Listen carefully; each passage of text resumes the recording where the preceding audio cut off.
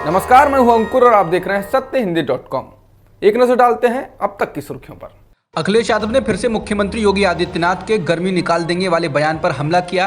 उन्होंने कहा कि गर्मी निकले ना निकले, लेकिन समाजवादी सरकार आएगी तो भर्ती निकालेगी। पिछले एक हफ्ते से अखिलेश यादव योगी के गर्मी निकाल देंगे वाले बयान पर निशाना साध रहे हैं, जिसमें उन्होंने कहा था कि कैराना से तमंचावादी पार्टी के उम्मीदवार धमकी दे रहे हैं कि गर्मी अभी तक शांत नहीं हुई है, 10 मार्च के बाद गर्मी दूर कर दी जाएगी। इसके एक दिन बाद 30 जनवरी को उन्होंने ट्वीट किया, ये गर्मी जो अभी कैराना में और मुजफ्फरनगर में कुछ जगह दिखाई दे रही है ना, उसको शिमला बना देता हूँ। इसी का जिक्र करते हुए सपा प्रमुख अखिलेश यादव ने आगरा में कहा कि बाबा मुख्यमंत्री कह रहे हैं कि वो गर्मी निकाल देंगे। हम उन्हें बताना चाहते हैं कि चाहे वो ऐसा करने में सक्षम हो या नहीं हो, हम भर्तियों को निकाल देंगे। उन्होंने कहा कि अगर समाजवादी पार्टी सत्ता में आती है तो हम भर्ती निकालेंगे, भले ही हमें सेना में भर्ती करनी पड़े। उन्होंने कहा कि हमारे मुख्यमंत्री कंप्रेसर हैं जो गर्मी निकाल देंगे। अखिलेश ने कहा कि मुख्यमंत्री दरअसल जनता से कह रहे हैं कि हमारी गर्मी निकाल दो, हम उत्तराखंड वापस जाना चाहते हैं। महान गायिका लता मंगेशकर के पार्थिव शरीर के सामने दुआ मांग रहे शाहरुख खान की तस्वीर कल से सोशल मीडिया पर छाई हुई है। लोग उसे बुलंद भारत की बुलंद तस्वीर बता रहे हैं, लेकिन बीजेपी आईटी सेल के एक शख्स ने वीडियो को वायरल करते हुए पूछा, क्या शाहरुख खान वहां थूक रहे हैं? लोगों ने इसका जमकर जवाब दिया। लोगों का जवाब बताता है कि लोग बीजेपी आईटी सेल के उस शख्स की हरकत से बेहद नाराज हैं और इसे मुसलमानों के खिलाफ जबरन खड़ा विवाद बता रहे हैं। बता दें, मुंबई में महान गायिका लता मंगेशकर के अंतिम संस्कार में शाहरुख खान ने दुआ की और उन्हें श्रद्धांजलि अर्पित करते हुए प्रार्थना की। जैसा कि इस्लामिक रिवाज है, जब वो किया गया तो उन्होंने वहां दुआ पढ़ने के बाद फूंक भी मारी। ये एक इस्लामी रिवाज होने के बावजूद बीजेपी के नेताओं और समर्थकों ने इसे सोशल मीडिया पर वायरल करने का फैसला किया, जैसे शाहरुख खान लता मंगेशकर पर थूक रहे थे। पंजाब कांग्रेस के पूर्व अध्यक्ष सुनील जाखड़ ने चन्नी को सीएम चेहरा बनाने के राहुल गांधी के फैसले का समर्थन किया है। उन्होंने ट्वीट कर कहा है, एक बेहद ही साधारण परिवार से आने वाले व्यक्ति को पंजाब का सीएम बनाना राहुल गांधी के राजनीतिक जीवन का सबसे शानदार फैसला था।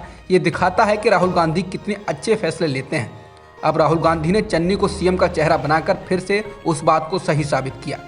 बता दें, सुनील जाखड़ ने एक्टिव राजनीति से अलग होने का ऐलान किया है। उन्होंने कहा है कि वो चुनाव नहीं लड़ेंगे, लेकिन कांग्रेस की सेवा करते रहेंगे। मालूम हो, सुनील जाखड़ भी मुख्यमंत्री पद की रेस में थे।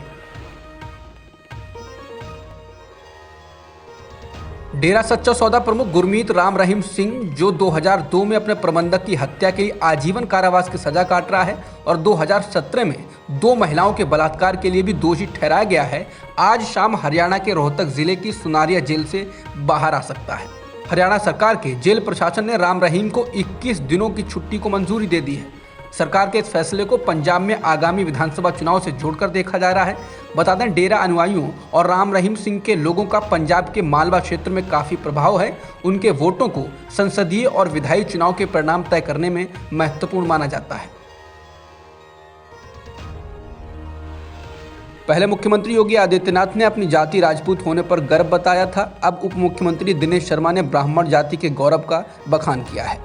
उन्होंने रविवार को चुनावी रैली को संबोधित करते हुए कहा कि ब्राह्मण जाति नहीं बल्कि जीवन जीने का एक बेहतर तरीका है।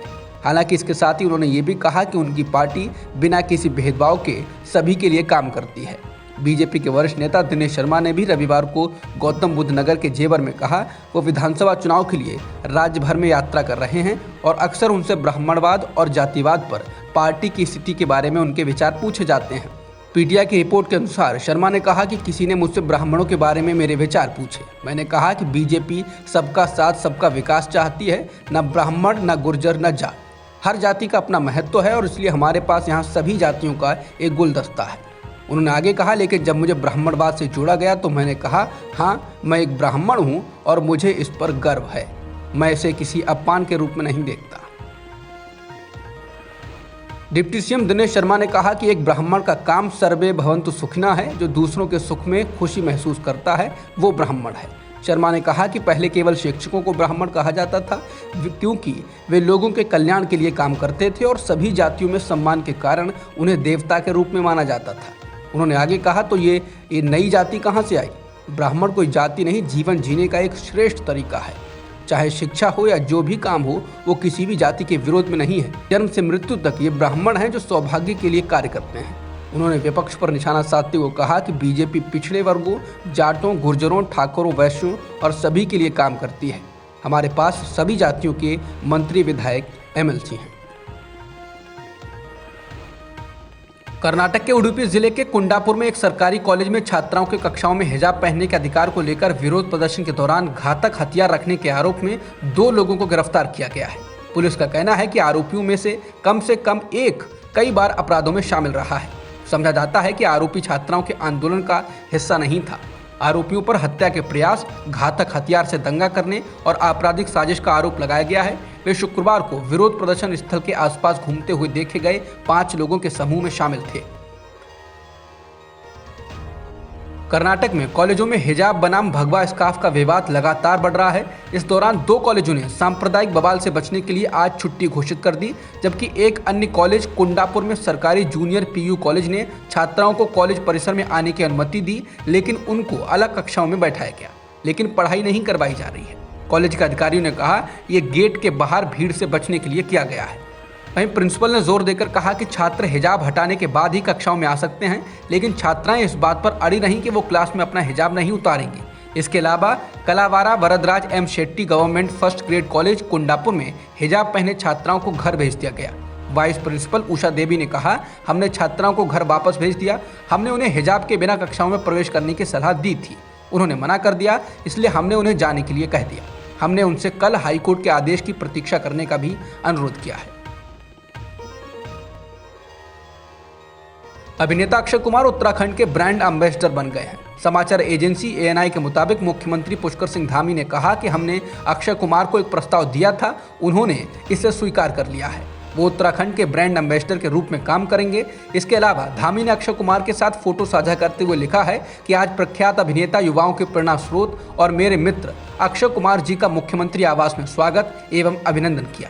अक्षय कुमार जी ने राज्य के युवाओं को प्रेरित करने के लिए सरकार द्वारा उठाए गए कदमों की सराहना की और हर संभव सहयोग का आश्वासन दिया। इस दौरान अक्षय कुमार पहाड़ी टोपी पहने हुए हैं।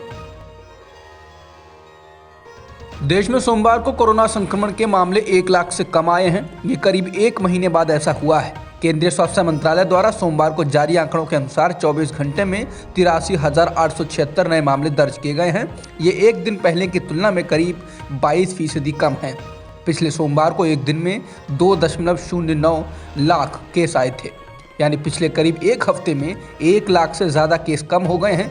पॉजिटिविटी दर भी कम होकर अब 7.25 हो गई है। अब तक की खबरों में इतना ही। बाकी खबरों के लिए बने रहिए सत्यहिंदी.com के साथ।